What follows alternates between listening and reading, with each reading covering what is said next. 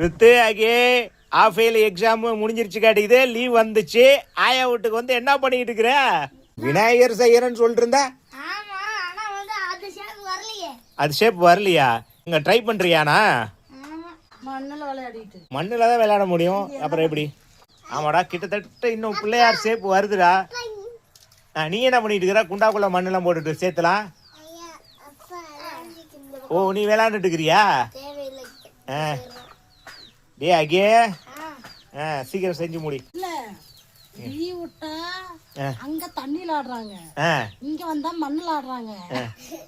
5:30 மணில இருந்து ராவடி தாங்க முடியல. 5:30 மணி தாங்க முடியல. நாய் பலூன திங்குது. ஏய் பலூனை திங்க கூடாது, குட்டி நாயே, பப்பி. ஓ பலூனை திங்குதுடா. அது அடிச்சே போச்சு.